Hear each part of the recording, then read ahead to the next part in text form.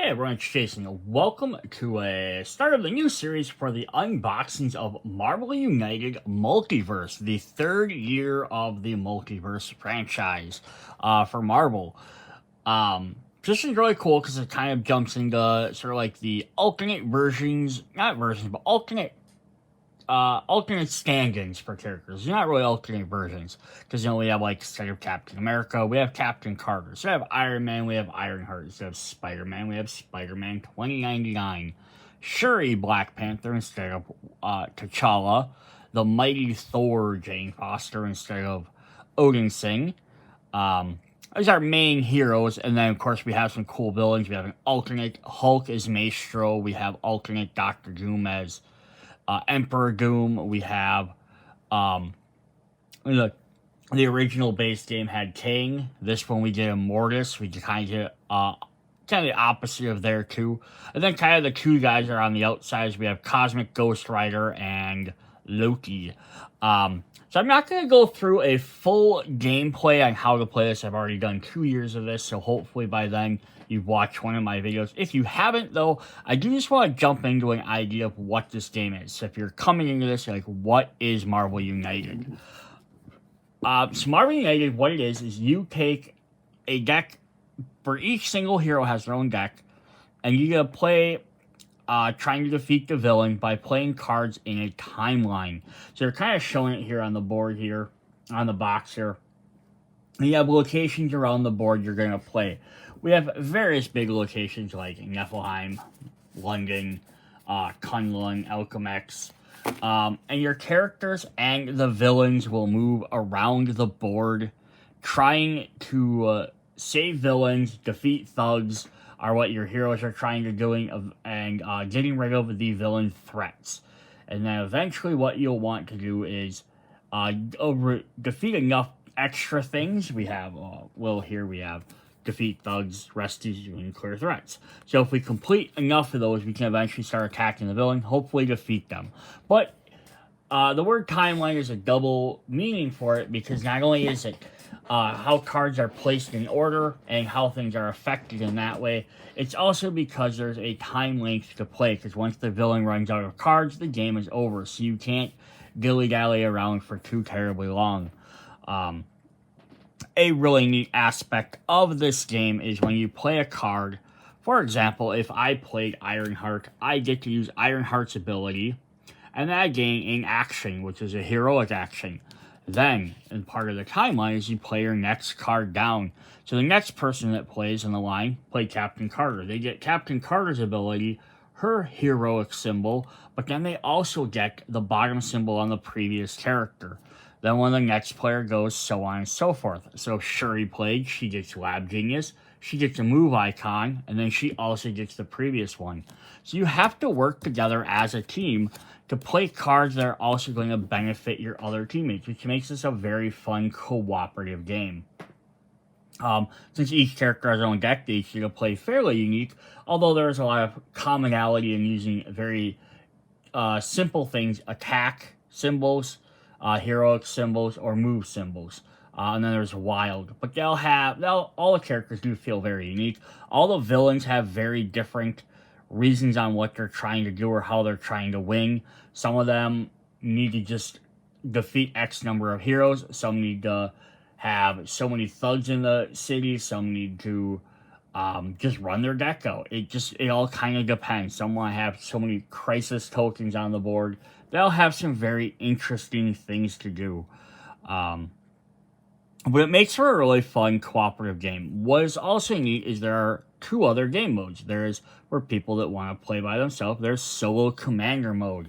So you can play that by playing one hero and then taking some of the other heroes, shuffling them up into a separate deck, and to be able to play them as extra cards you can use. So that way you can play yours, you can play your other cards. And then they also have special battle plan cards that get you an extra little head start advantage, which is really cool as well. Then the other mode is you can play regular players as heroes versus somebody playing as a villain in supervillain mode. What's really neat there is then what you do is the villain and heroes get special extra new cards, which will give you extra little bonuses to do stuff.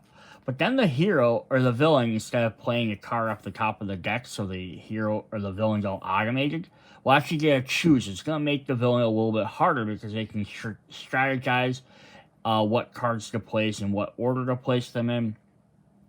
So these are really neat ideas. So there's kind of 3 different things to play in there. There are some new stuff in this game. The equipment cards got added in here. So there's brand new little miniature equipment cards. They can boost up your heroes as well.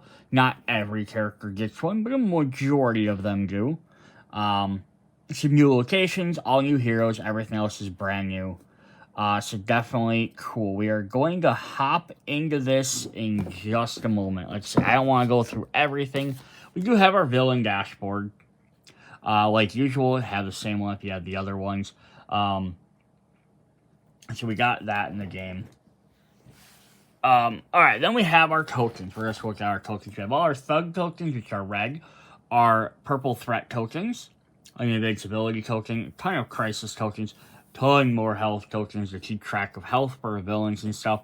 On the flip side of the thugs, we have civilian tokens. This makes it easy enough to flip them back and forth. And then we also have a random action token. There are some things that'll tell you to play a card randomly. That's just a reminder to do that. Then our other fun tokens, we have Wild, Attack, Move, and Heroic. There will be cards that will grant you tokens, so you can then go ahead and use those whenever you want to boost up your actions for the turn. We also have more invulnerability tokens. On the back side, they have more Wild. We have some Doombot tokens, because Doom gets his own thugs to play with. We have a Stun token here. We have an Accelerate, and on the opposite, a Decelerate token. And we also have a Rick Jones token for dealing with Maestro and the Hulk. So pretty cool there. Alright, so that's the multiverse. Just a quick glimpse into it. Like I said, I'm not going to go over the full, every little nuance on how to play the game. I'm sure I've done another video you can check out for one of mine. I'll try and link it in the description in case you want to see it. But I don't want to go through it for this one. Alright, we're going to go ahead and we're just going to hop right into these. I'm going to move that out of the way. So, let's just go over all the different cards we're going to get. So, we're going to start off with, of course, we're going to have our Defeat Thugs, our Rescue Civilians, and our Clear Threats. Our standard threats, our standard different challenges we need to beat. There are also 2 different challenge cards. There's a Moderate Challenge and Hard Challenge. If you want to make the game a little bit more difficult, you can use it to remove every character comes with every hero comes with 1 wild card, and 1 card that has double wilds, which are nice because they'll act as any type of action you need to take. So you can have an ability to remove any of these. Although now, if you use the equipment, or if you are playing in solo mode, lots of times you're going to remove the double wild anyhow, just because you're playing with some of the other stuff that make it a little bit less challenging. Alright, so I want to look at the locations first. So, on the back, they're all going to have Marvel Unite Multiverse on the back, just so you know which set they belong to. I have to back this up a little bit. But the locations are interesting because they're inactive, but they're also one of the most important parts of the game, because they're going to dictate everything you're trying to do. So you're going to put villain threats on the bottom. If you defeat them, you put a little purple token on there, and you get possibly to the end of the turn if you're there. Some of these now have black spots on here, which are bad things that will happen. And then the symbols on the top show how many thugs or civilians can start in the area. So in Niflheim, which is of course the not Asgardian, but the Asgardian-related world of ice for the Frost Giants and Loki, where he came from. It says, heroes starting their turn here must ignore 1 action symbol at the bottom of the hero cards this turn. Okay, you're kind of cold, so you're not going to ignore stuff. If you stay there, you get an extra attack token at the end of the turn, though. Again, only if you clean up the threats. We have Muspelheim, which is the fiery domain of Surtur, also Asgardian related. Heroes starting their turn Here, with 3 or more cards in their hand, must ignore the draw a card step. Interesting, so you're dehydrated, I guess, so you can't gain more actions. But you may gain a heroic token. Then we're going to get into someone. So that kind of goes to Thor and Loki themed characters. They're trying to have one of these locations kind of themed with each different character. We have London, which goes good with Captain Carter. End of the turn, if there is at least one other hero at this location, you may gain a move, heroic, or attack token. Project Pegasus, which I believe this would be, I want to say I think this was Hulk related, but it could just be in general like S.H.I.E.L.D. related as well. You may move a henchman to this location and deal 1 damage to them. We have Kunlun. We don't really have anyone associated with this necessarily. This is Iron Fist territory. End of the turn, you may draw 1 card if you have 1 or 2 cards in your hand, or discard 1 card to gain a wild token. The United Nations headquarters. End of the turn, you may relocate 1 civilian from any location to another location. The Alchemex headquarters. This is, of course, Spider-Man 2099. You may cover with a crisis token a symbol at the bottom of the last hero card in the storyline to gain 1 wild token. Symbols covered with crisis tokens are ignored. That's kind of cool.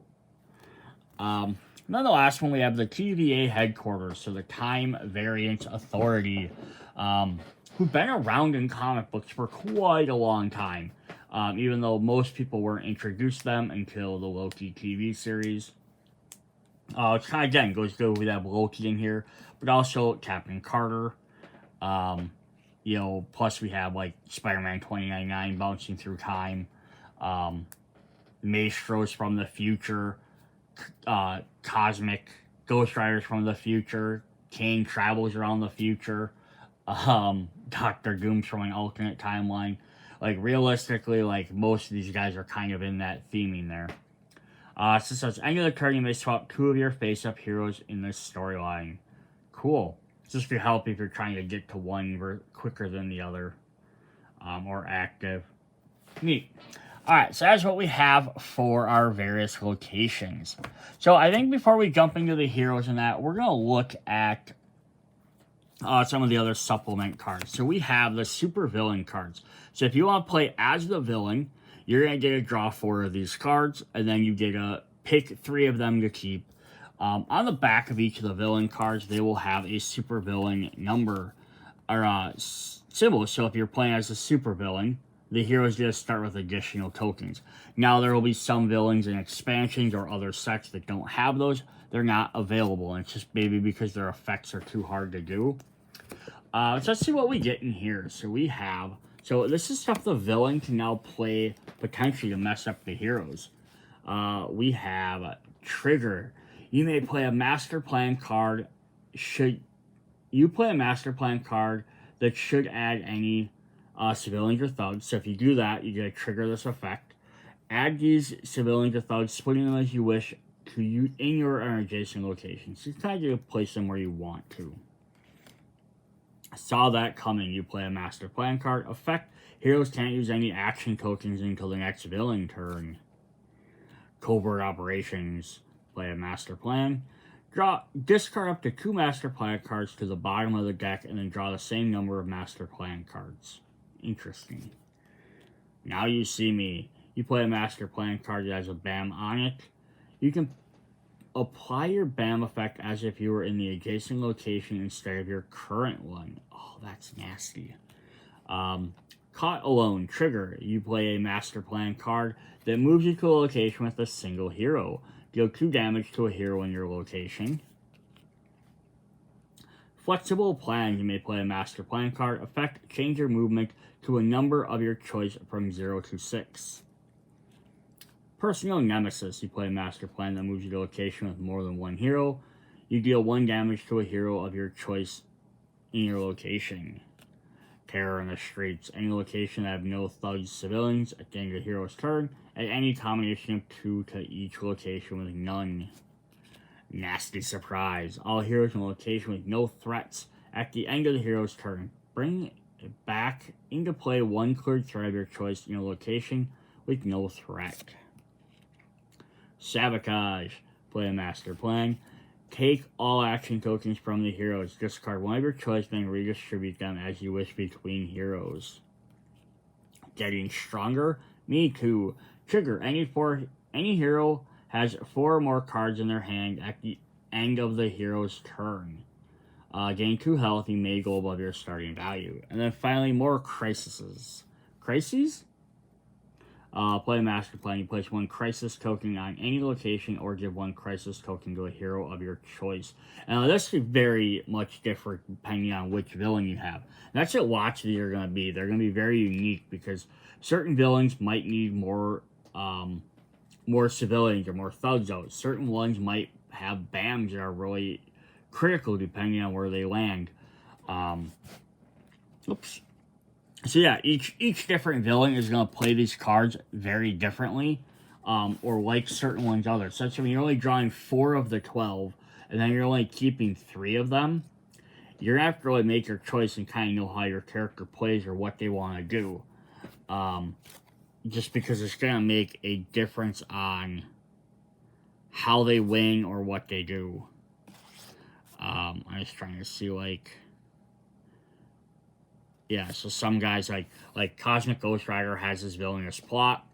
He's trying to up that, so him placing stuff is gonna make a little bit different thing. But yeah, the different ones. So yeah.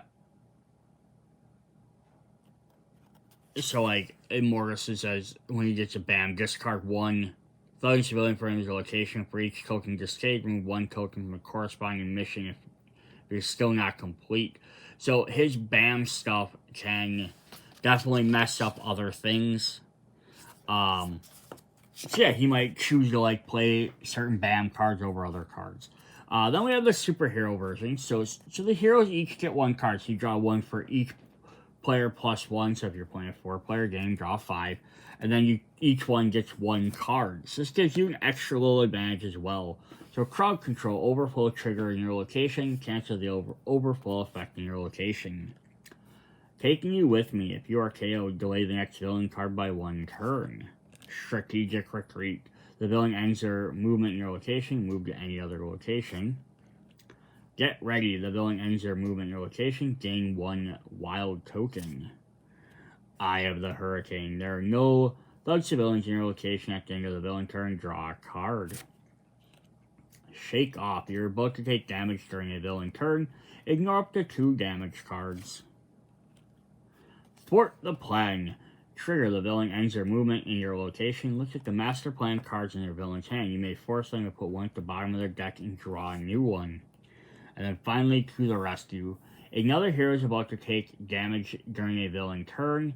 Effect, you take damage instead and gain a heroic token. So again, these could be different based on whatever player you have. And again, if you're drawing them as a team, it could be cooperative. Like, hey, is someone gonna have to maybe worry about getting KO'd quicker? Someone gonna worry about someone thinks they could possibly take damage? The thing is, you don't know what's gonna be the best for you necessarily because these are all triggered off of other things happening. So they are kind of interesting as well.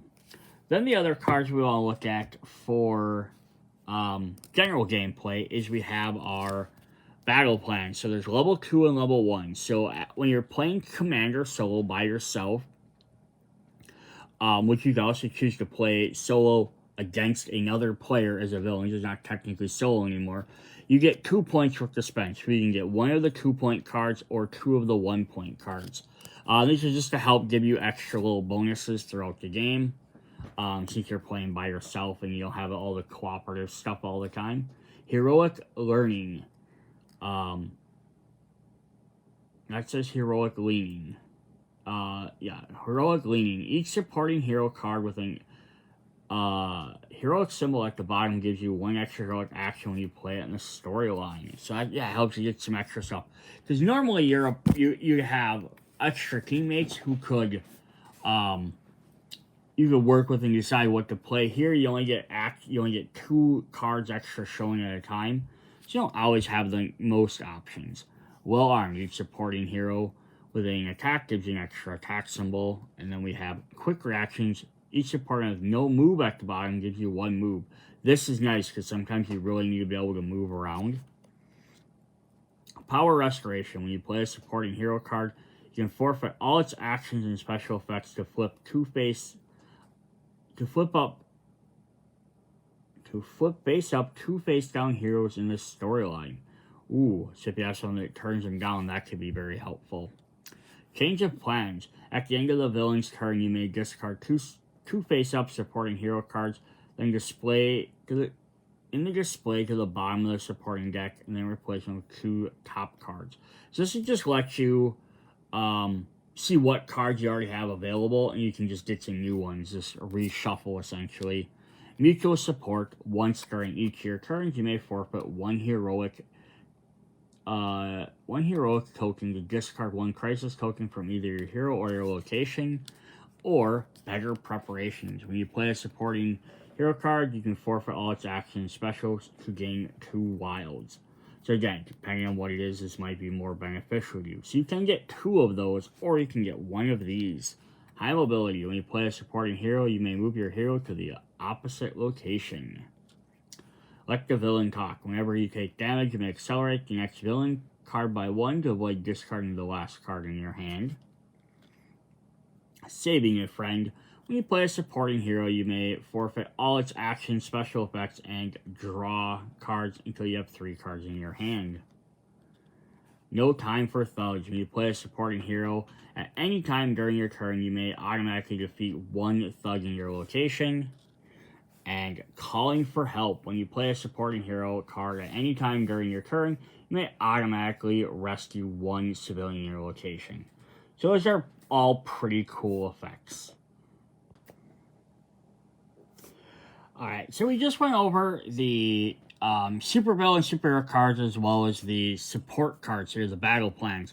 To note that the superhero supervillain cards are the exact same ones as the ones in the X-Men set core box, as well as the spider-geddon box set core retail set, and the battle plans are the same as the spider-geddon ones too. So if you're buying all the core sets, you're going to get the exact same cards in each set. So if you don't have spider-geddon, this is a great way to pick up the battle plans. Maybe if you already had X-Men, but you'll pick up this. Or if you only had the original core set, you're going to get both of them. But if you have everything that's been out so far, you're just going to get a bunch of duplicates. Alright, so the last thing I want to look at this video, and then we'll do part 2 as we'll go through all the characters, just because there's so much content. I do want to look at the equipment, because there's a couple of things in here. So to start off, we're going to look at some of the basic equipment, and then we're going to explain some of the rules for these, since these are a brand new thing. So how the equipment work is fairly simple. Is you can choose to add it to any of your game by removing one of your... So this player may choose to add equipment to their game. We strongly recommend introducing equipment cards only after all players are familiar with the other game rules. Each hero playing with equipment must remove 1 double wild card from their hero deck to preserve the game balance. Any heroes not using equipment can keep their hero decks unchanged. Caveat note about that is it is your game. If you're not playing tournaments and stuff, so you're playing at home with your friends. If you decide to keep them in there and make the game a little bit easier for yourself, go right ahead. Also note that some heroes have 1 equipment, some have 2 or 3, some have a couple more than that. Usually like Hawkeye, because his arrows. Each equipment card belongs to specific heroes indicated on the card itself. Heroes with no equipment cards can instead choose to use one of the generic equipment cards, picking one that best fits them. Equipment cards are placed face up in front of the corresponding hero during this setup, side showing the gear symbol. Equipment cards are not considered hero cards, which means they're not affected by any effect that targets them. A hero with a face-up equipment can choose to use them whenever they wish, following the indication on the card. Some cards are used on their turn, some on the villain's turn. Other effects, once their effect is applied, the equipment card must be turned face down, making them unusable unless they have a permanent effect. Alright, so it does say like here. It says, not all heroes have equipment. Equipment belong to this heroes in a set. It's Black Panther Shuri gets couple, Captain Carter, Cosmic Ghost Rider, Loki, and Mighty Thor. So that means Ironheart doesn't have one in here, and Spider-Man 2099 doesn't have one in here for the heroes. Now, what is also cool about this is we're getting 2 other things in here. So besides getting the couple pieces of equipment for each one of them, which will stay on their card, who they're for, Thor, Mighty Thor, Black Panther, Shuri, Ghost Rider, and Captain Carter, is we are also getting some generic equipment. We'll look at that, which we're explaining. We're also getting a big giant set here. Come here. These are for all the other heroes that were part of retail sets. So this was the 2 core sets, X-Men, the X-Men and the original set. So we have like guys like Wasp, Thor, plus the Guardians of the Galaxy set, which hit retail. We have Spider-Man there, his spider-geddon sets. The Spider-Man set, because that was also retail. Magneto, which is part of X-Men. We have Iron Man, Spider-Gwen, or Ghost Spider, rather. Gambit, because Gambit was part of the red and blue X-Men teams, which are also retail. Cyclops, Captain America, Black Widow, and we'll look at these more closely. Black Panther, because his set was also retail, along with Ant-Man's stuff as well. So any of the retail sets are also going to get this. So it was original core set, Spider-Man, Enter the Spider-Verse, Rise of Wakanda, I think it was, which is the Black Panther set, Guardians of the Galaxy remix for the 4 from the original core set, and then the X-Men, which is season 2, had the core set and red team and blue team. Now, if you have any of the other sets that were Kickstarter or promotional, they did offer equipment through this Kickstarter for all of them. I will look at them in the Kickstarter like promotional box and stuff like that. So that'll be coming in a later video. And again, with the equipment, it always comes back to, can you use them on other players? So like, if I have, if I have Shuri and I have a different, obviously if you have Black Panther, you have Black Panther. So watch these guys. But could you use one card from one character or another? Again, they're probably based to work well with their decks is the idea. Obviously though, if you want to use them with anybody, there's nothing stopping you. You could go ahead and give Captain Carter, Wasp's suit, or give Loki, Thor's hammer, if you want to give him Mjolnir just to like play around with stuff. Ironheart doesn't have any stuff. You could give her all Iron Man stuff if you want to. I don't know like specifically if it's some of the cards will and won't work. For example, like Ant-Man specifically mentions using stuff with his grow or shrink deck. So yeah, same thing with Wasp. It's gonna use up your cards specifically in the deck. So lots of these might not actually work very well. Same thing with like Mjolnir. It says on your turn, search for Mjolnir instead of draw it. So that's, again, you could give this to Loki. It's probably not going to help him because a lot of them are very specific towards those character decks. Alright, so speaking on that, though, we do have some generic ones here. So we have a regular gear side, and then we have a broken gear side. So on the regular gear side, we get 2 copies of each of these. We have body armor. This lets any character potentially have one. So in case you're playing with a group and you're like, oh, how come my guy doesn't get one? Here you go. Use on villain turn. Ignore 1 damage you would take, then turn this face down. And when you flip it over, it does have the exhaust. Remove this card from the game. So it only gets 1 hit off of it. We have 2 copies of the communication device on your turn. Use on your turn. If there are no other heroes in your location, gain a heroic, then turn this card face down. And you flip that one over, the same thing. Play this card, remove it from the game. We have an airlift. Use on your turn to move, and then turn this card face down. And same thing, you're going to make you remove it from the game. And then the last one's a makeshift weapon. Use on your turn to defeat 1 thug in your location, and then turn this face down.